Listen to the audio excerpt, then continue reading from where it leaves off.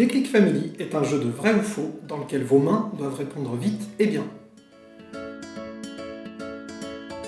La boîte contient 165 cartes, des bagues élastiques de couleur, un poète, des règles et un sac de rangement.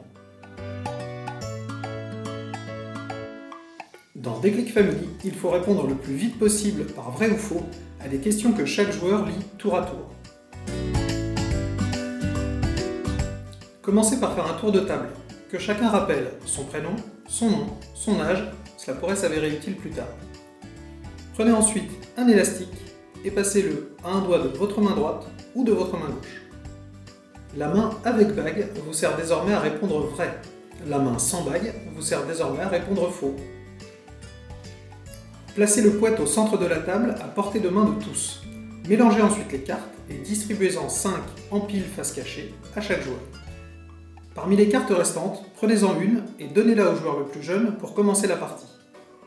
Le reste des cartes est rangé dans la boîte. À chaque tour de jeu, un joueur tire une carte du dessus de son paquet. Il lit une des phrases, il n'a donc pas à répondre par vrai ou faux. Le joueur lit la phrase sur sa carte en fonction de la couleur de la carte du dessus de son paquet. Si le dos de la carte du dessus de son paquet est vert, il lira la phrase verte. Tous les autres joueurs posent les mains sur la table à égale distance du poète. Puis, dès la phrase lue, ils doivent répondre le plus vite possible en appuyant dessus, avec la main adéquate, pour gagner la carte. Bon à savoir, lorsque une phrase utilise le tutoiement, elle s'adresse à chaque joueur individuellement. Par exemple, tu es un garçon.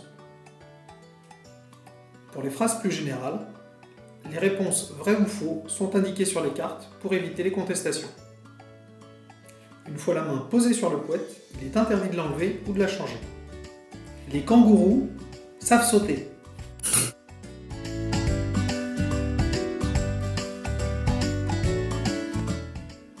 Une fois que tout le monde a répondu, le lecteur vérifie les réponses. Le premier à avoir répondu correctement remporte la carte lue, elle équivaut à un point. Le plus rapide à s'être trompé défausse une de ses cartes gagnées. S'il n'a pas encore gagné de carte, il défausse la carte du dessus de sa pile. Les autres joueurs ne gagnent et ne perdent rien. Le gagnant devient le lecteur du tour suivant. Si la réponse vous paraît contestable, n'hésitez pas à en parler entre vous. La partie s'arrête dès qu'un joueur n'a plus de cartes dans sa pile. On compte alors les points. Chaque carte gagnée équivaut à un point. Celui qui a le plus de cartes gagnées et donc de points l'emporte. À chaque nouvelle partie, il est conseillé de changer la place des joueurs autour de la table pour éviter la routine. À vous de jouer!